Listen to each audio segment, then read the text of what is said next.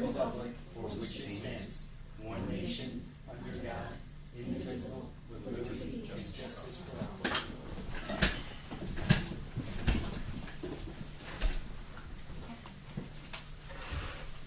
First order of business, we will accept the CSD CPSE reports.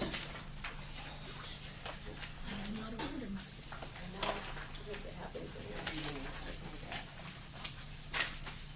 Is there a motion to accept the CSD CPSE reports? So moved. Thanks, Hope. Is there a second? I'll second it. Thanks, Kate. All those in favor? Aye. Any opposed? Excellent. If you want, you can pass it. Yep, you right?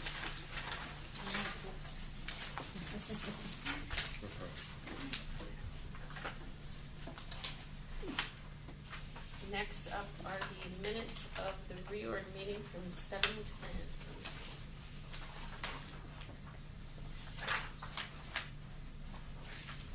Were there any edits, questions, comments on the minutes?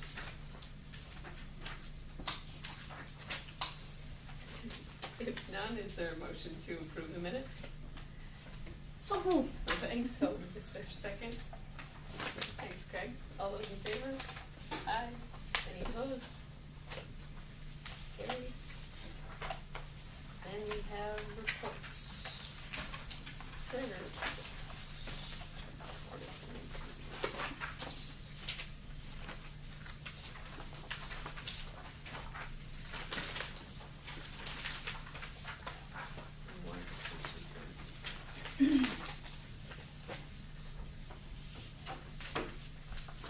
This was a double for June and July.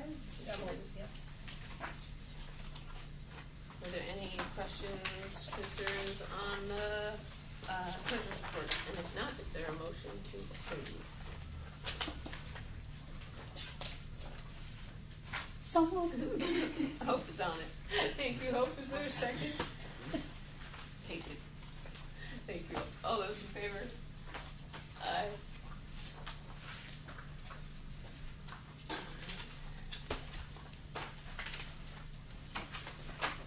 Oh, and then we have to do the appropriation transfers separately, which was in the same bundle of things. I apologize. I'm trying to go too fast.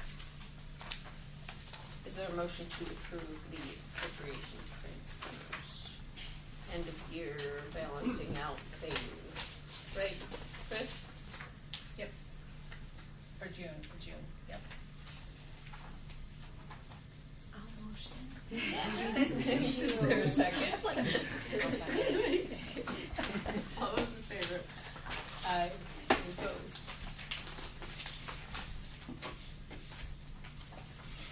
And then we are to the warrants, which we can bundle together. So first we have general funds A1 for July. Were there any questions on the general funds warrant? I had a question. And this is probably just because I'm new, and but there was an athletic expense, and it seemed large comparatively to the other ones, and I was just curious. It's an IAC, if that's just something that's typically done at a certain time of the year. I'm guessing that's our fee for our generalized fee for the year. It pays for all the officials and all kinds of, like championships and awards and lots of things come out of that account. Okay. Yep, tournaments.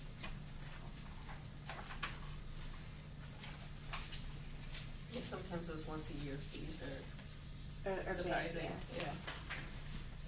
BOCES is the really surprising one. But we get an awful lot of stuff from that. So, any other questions on the general fund? Alright, we'll move on to a couple of little guys. Federal funds 1. And then school lunch fund 1. And capital funds 1.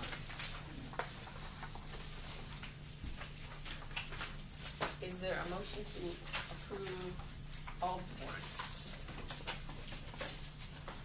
Thanks, Kate. Is there a second? Second.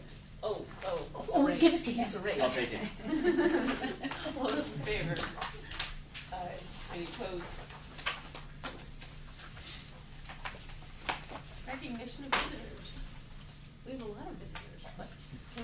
Mr. Bennett go first, because I know he has a plan to tell us about. First of all, how's everyone doing? Everyone doing well? Good. Just wanted to go over the safety plan. It's been submitted, it's been up on our forum since July. We always have to give it out to the public, so if there's any questions, we can answer them throughout there, or if you guys have any questions, let me know. We do, as far as reunification, we have completely revamped our reunification process. So if anyone would like to discuss that, please feel free to contact me, and I would love to go over it with you. We were Just in a couple, what is a reunification? I feel like East and West Germany is kind of what I think of. What is it? reunification is in case of event at the school. Okay. There's a designated place where students will be picked up. That's been completely revamped. Got it. We're going to be working with town, county, and state officials to help out with that process. The goal is hopefully soon we'll be able to run a drill, probably not school-wide, but more or less grade-wise, to see how it'll go. And like I said, when we do that, we'll again have the help from town, county, and state officials to help us out with that process. But if there's ever any questions on our safety plan, please feel free to contact me. Awesome. Anybody have questions for Mr. Bennett? It's a lot of work. It is. We revamped it. The last probably 3 years, it's been kind of put together from the ground up. So we completely revamped kind of everything that went along with that. So I'd say it's kind of, we're starting phase 2 of it, a 3-phase process. So we're kind of in phase 2. I got a question about, I think I read it in the New York State School Board newspaper. You do not, in a practice situation, use any kind of a gun or anything.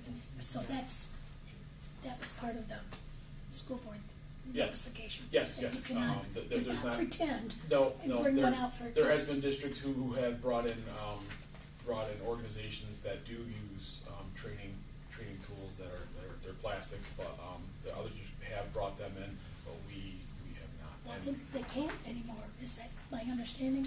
I I've been believe told. that's not till next year. Oh, they can do it this year? Yeah. I believe that's 2025. Okay. Just, And like I said, like I said, I'm kind of in phase 2 right now. I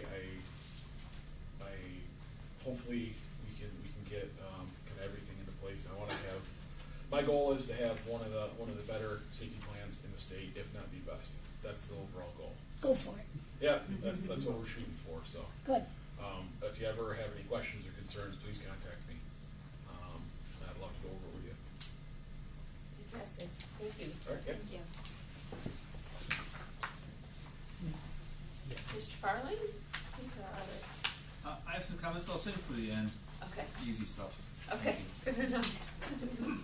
Okay, so then I'm gonna make a motion to. Well, so we'll just kind of preface it. Okay. But yes, you're on it. There are a couple, so consent agenda is next up on our list. And there are a couple of personnel items on there that probably warrant further discussion by the board. So, take it away, Kate. Motion to go into executive session. Is there a second? Sorry. Second. Really fast. Okay, we'll do this as quickly as we can. I know this is not our typical flow, but just the way.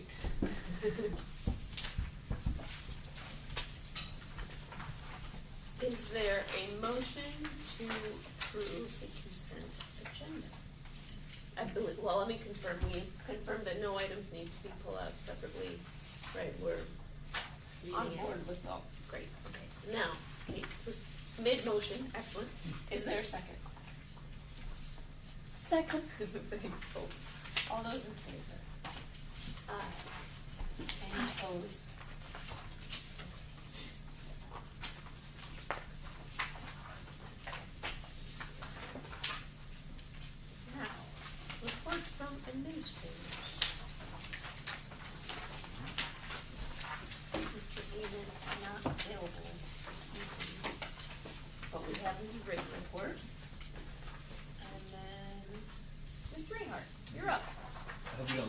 touch on mine and then a little bit of Sarah's, and we'll go forward that way. I'll keep it brief though. So the first piece is I-Ready data I presented to you on that second page. So if you have questions about that, please let me know. I talked a little bit about what our assessment practices look like going forward.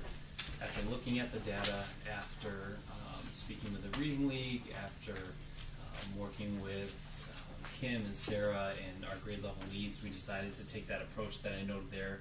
And K and first is really where our minimal change was as far as assessments for students. So any further data that I present at the board meetings will exclude K and first for the I-Ready piece of it, because we're taking I-Ready ELA out, and we are administering just the ORF for ELA. We really find, after conversations with everyone, that we don't want to over-assess our kids. Providing all these assessments is just sometimes too much, especially for the little kids. So we decided to go that route. We're really focused on giving the assessments that give us the most to drive our instruction, particularly our intervention. And we feel like this plan is pretty solid going forward. The 2nd through 6th, there is no change in assessments. So that data will be pretty similar to what you see. So any future, and I'll note this on the future data that I present to you, what grade levels are included, because it is a little bit of a shift moving forward. The standards-based report cards, we've gone through PD with BOCEs this past summer, and we've really looked closely at our report cards, the readability for parents, how accurately are they depicting our students' grades and progress. And we're going to take a deeper dive into our report cards this year. They haven't really been revamped in over a couple of years. I would say a good 5 years. We make minimal changes every year, but I can foresee the report card committee making substantial changes under the guidance of Emily Wemmer. She's really a professional equitable grading at BOCES, leading us through this work. There's great feedback from the teachers about this work. I will say one of the probably the biggest talking point that we're going to talk to 4th through 6th about is getting rid of the numerical grade. I think there's some conversation around that, whether we keep it or not. We're going to look at best practices, the research behind whether we keep it or not, because in 4th through 6th are the only grades that use the numerical averages for each subject. So I can see it going either way, but I want to hear from the teachers and look at the research behind what happens when we do, if we do end up excluding those and just going standards-based all the way through. So just as a parent note, it feels like a nice transition to the high school where you do get the number of grades. Maybe 4th is too soon. Obviously I have no idea what the research says, but to me it feels like a stepping stone to those, because in high school you just get the one number. Yeah. You don't even get any of the context around the behaviors. And I don't mean to step on Wayne's toes, but I do think they're having conversations about standards-based grading in high school. But certainly we're going to be vertically aligned, because that's one of the pieces I hear there, that I noted here, that vertical alignment currently isn't there the way we need it to be. So this work is going to talk about all these things. I outlined the student enrollment for you there. If you have questions about that, let me know. And then some other information. I think the biggest change in this piece was the shift for the open house happening before school begins. I've always wanted to try that. I reached out to the grade level leads. We've had great feedback from parents and teachers about that, so I'm anxious to see how that goes. We're going to test it out this year and then make a decision next year what next year looks like. But I think it's worth a try to get kids in here to start seeing the space a little bit sooner. I'll touch quickly on Sarah's piece, the pre-K program review. The reason that this work went down was when Chris and I started to look at our pre-K grant from last year. We looked at specifically the programs that we're using, and the program that we currently use in pre-K was not supported at the state level. It had all of the standards and everything that the state mandated. However, it wasn't a supported program from the state. The programs that I listed there, the CKLA, the Creative Curriculum, Pre-K on My Way, 3 Cheers for Pre-K, and New York City Units of Study were all curriculums, programs that we looked at because those were supported by the Office of Early Learning at the state level. And that was one of our parameters of our grant this year. In order for us to get our full grant money, we needed to change our program because it wasn't state supported. We currently use Happily Ever After, and we are going to, the piece below that tells you what we're going to, the creative curriculum is what it's called. That is state supported. It has every piece that the state's looking for, from ELA to social emotional, to math to hands-on learning. Everything that the state's asking us to do, this program has.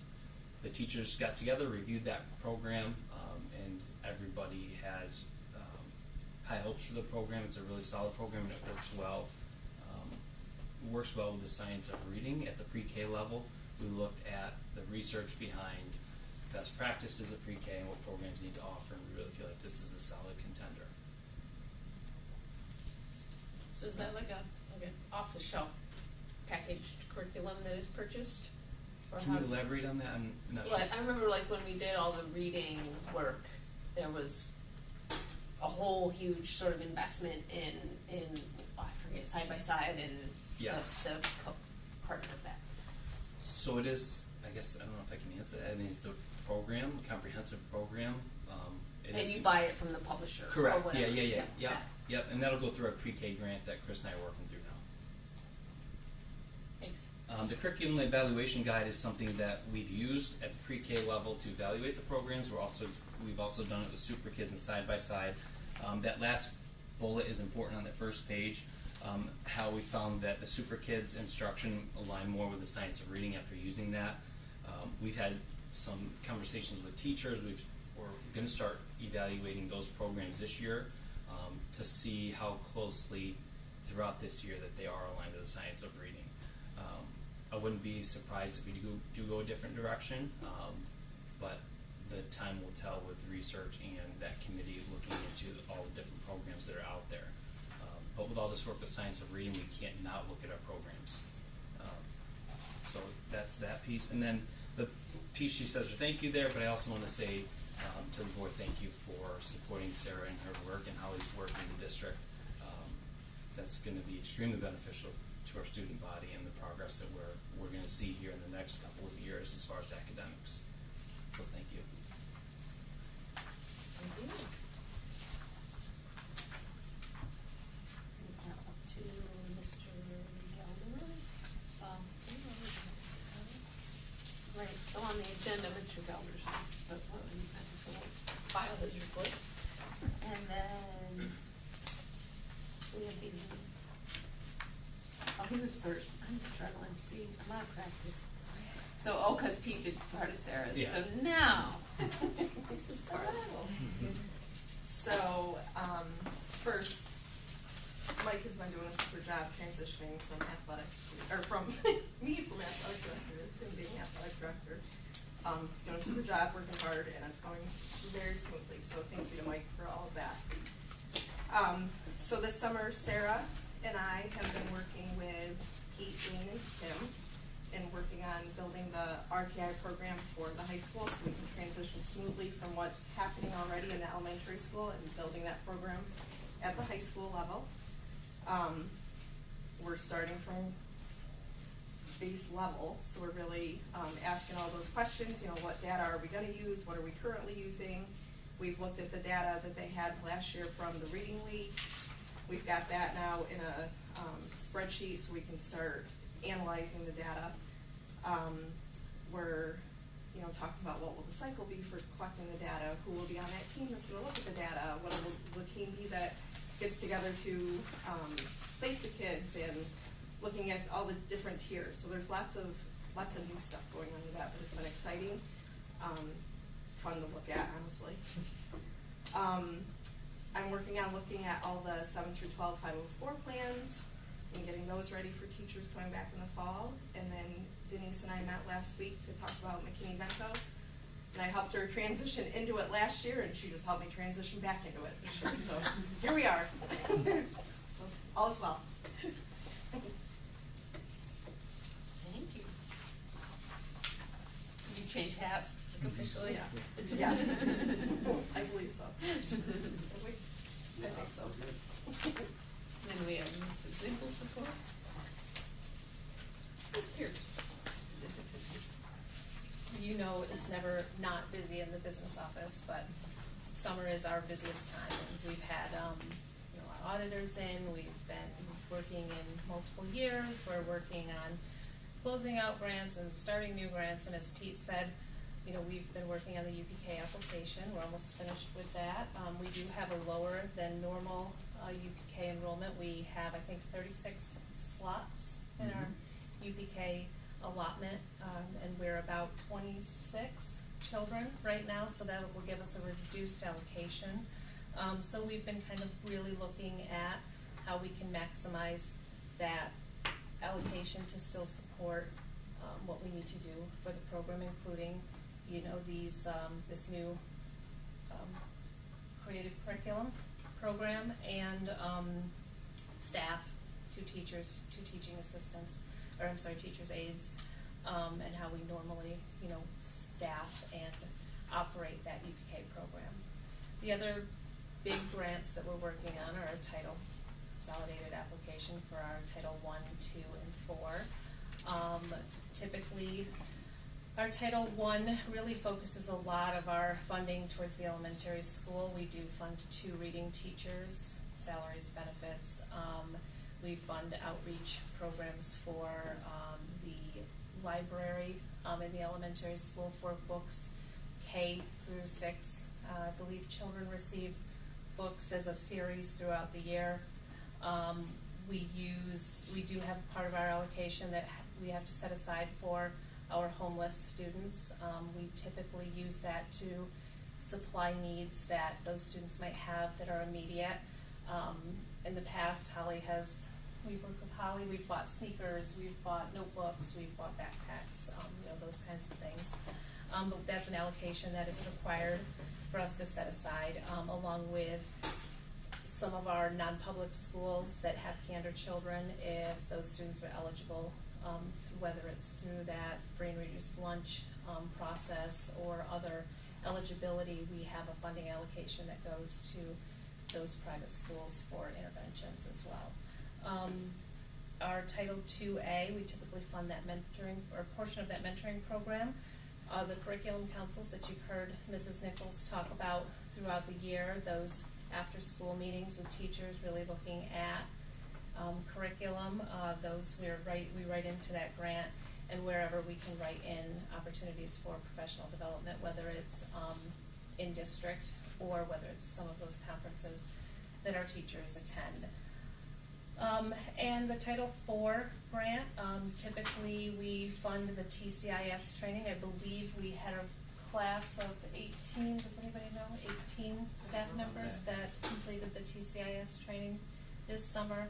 We try to operate at least one class every summer so we can have all of our staff well trained there. And the Title IV, I'm sorry, Hope? My memory has been foggy. TCIS. Therapeutic Crisis Intervention. Thank you. All right? And we also supplement, now that we have a lot of new requirements with the science investigations and science labs in elementary and high school, we've been supplementing with that Title IV, those science materials, supplies, and opportunities for students and in those fifth and eighth grade levels for science, as well as outfitting a lab over in the elementary school. So that's what we're planning with our allocations this year. Wow. Just one question on the UPK. As I recall, that's a fixed amount. It's a fixed amount based on 36 students. So when we have fewer students, that allocation is reduced, yeah. But even so, the UPK's been going for 4 or 5 years now, well before all the inflation happened. So there's got to be lots of districts in state who are feeling that same pinch every year. I'm sure, yeah. And our number has fluctuated a little bit over the last few years. But it's based on per student anyway, so it's always linear, right? So is there talk at are the advocacy people trying to get the state to have some kind of adjustment to that? Right. All the time. So All at the that time. level, yeah, and at that level right now, what people are waiting for and trying to influence is the Rockefeller Commission, and because they're gonna come out with a proposal for how they change, you know, how the school funding formula is changed, or could be changed. That will come out in January. So Neil and I have talked about writing a letter together, and we will. I mean, we will have that. We should have it done by September 3rd. And I'll run it by the board first. But there, depends how I didn't mean to cynical- put things on yeah. your plate, it's just the. No, the- it wasn't. That was there's already the that's- advocacy right. folks. Right. No, that was already on my part. That's not anything new. It's the answer to are people advocating? Yes. And, you know, that's from all levels. But could I tell you what's going to happen? No. And is the UPK, is that statewide or is that focused State. more upstate? Statewide. It is, okay. Thanks. It was nice to see, because you see the grant funds come through in the warrants, but it's nice to see a quick synopsis, and they do a lot of good work. You guys really maximize what we get out of them, we appreciate it.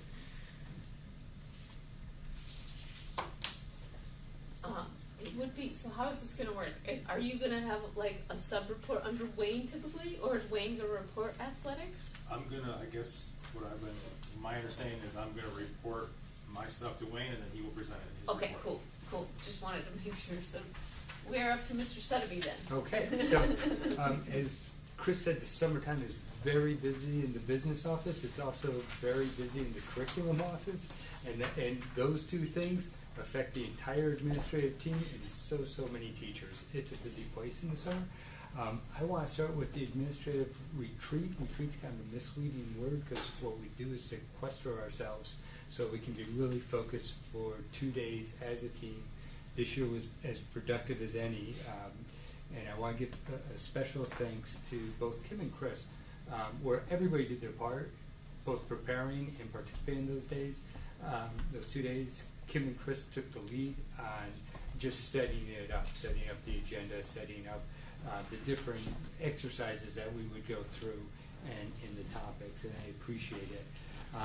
We based it all in learning by doing by the fours, but we really focused on our strategic plan.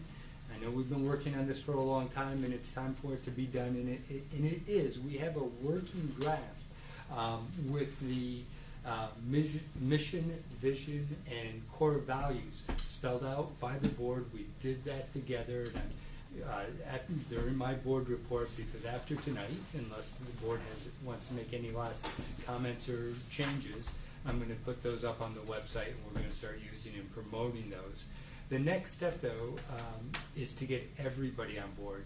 Even the best written strategic plan for a district isn't worth the paper it's written on if you don't have all the faculty and staff and even students aware, have an understanding, and community for that matter. So that's the next big step, and to come at it with we have a finished plan and this is what you're doing generally doesn't work well. So once the faculty and staff are back, we'll start defining what each of those core values are, so we all have a common language and a common understanding of those, and we'll work to include students in those understandings.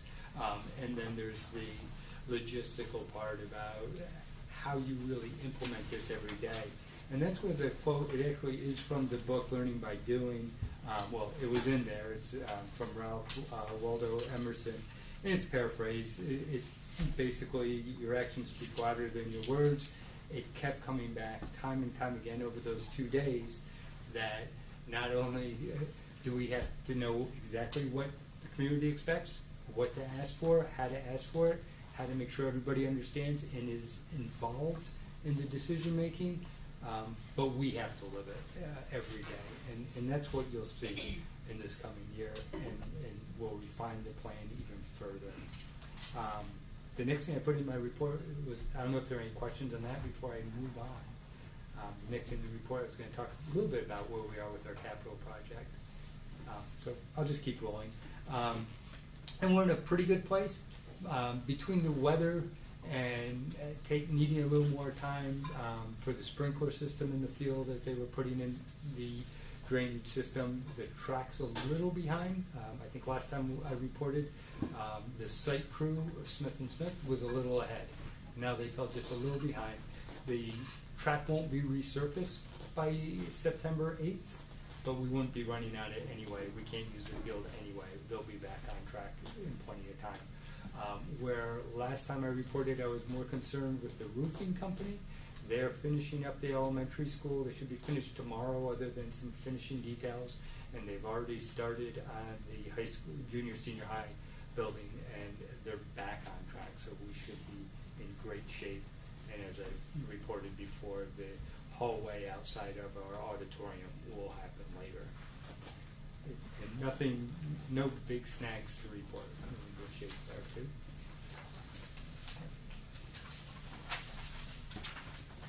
No, yeah, I did want to mention I have met a couple of times now, even since I wrote this, with the new district superintendent. I'm just very optimistic. She seems very positive, very smart, and is putting a lot into the job in her first month.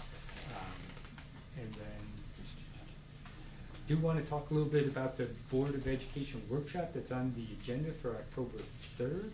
I hope it's a go for everybody, but again, it's a workshop meeting. We won't be voting on anything. It's just time to get together and look at things that the board needs to give me guidance and direction on, or be prepared and well informed to make decisions in public session at a later date.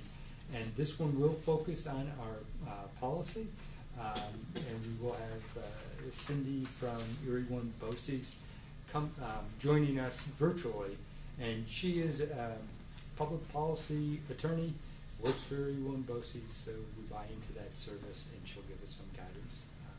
I'm looking forward to it. So that's here, That's here, yeah. at time?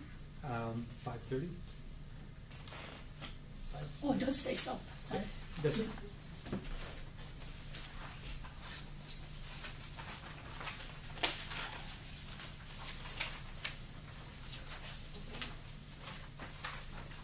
You all wrapped up? I think I'm all wrapped up. Okay, thank you. So we are to board comments. Any board comments? I have comments from the Candor PTSA. Of We course. don't have another representative here. So we'll be starting our meetings up. The PTA will be starting our meetings up. The next one is August 20th. It'll be here. And there's a couple events coming up at the end of August. One is at the Farmers Market on August 29th. A whole lot of summer event in coordination with the Farmers Market Committee. There'll be bounce houses for the kids to come to. And then on Friday, August 30th, we'll be doing a movie night and a school supply giveaway. We partnered with the school with that. So at 6 p.m. we're going to have a food truck and an ice cream truck. At 7 p.m. we'll have all the supplies ready. So students from all grades can come for any supplies that they need. They'll be available until they're gone. And then at 8 o'clock we'll be showing a movie. These will be in Moyer Park as long as the weather's good, and we will have it in one of the gymnasiums as a backup. That's all for now. So just, I hope everybody had it, hope all the admins had a great summer with no kids underfoot at least, and welcome to everybody with new hats on. There's a lot of exciting changes that happened over the summer, and we wish you an awesome opening day. Recognition of visitors. Back to you, Mr. Farley. Yeah, thank you. Just one quick comment. Next week I'm going to have the privilege of meeting hopefully all or most of our newer teachers to the district. And I just thought it would be important for you to know that I'll be telling them what I really believe, that this is a great place to work. They're going to really enjoy working here, whether they're a new teacher or a veteran teacher coming to Candor. And that I believe they'll have the same experience I've had, where, and I think most of our teachers have had, and if not all of them, that they're just going to find a faculty that and administrators and everyone else who works here that will do everything they can to help them adjust and help them do their best. Every person here just does that. It's just part of our culture. And so it will be a really nice privilege to welcome them when they're here for their mentoring introduction session and their luncheon. So that's really 2 messages for them. That's the first one. So, and the second one is just to do their absolute best to be superstars. I borrowed that phrase from Mr. Sotheby, and I think it really applies well. So that's it. Thank you. Awesome. 7:26, we are done with public session, but I believe there is warrant for another executive session. Somebody can, is there a motion to send us into executive session? Oh, they're so fast. Okay, take care. I'll second. Oh, you all need to sign that, yes. Yes, yes. Josie. Yes. Firstborn. Well, I'm like, is there a date somewhere? Firstborn, I don't think you want it. You don't want mine. Oh, those are good for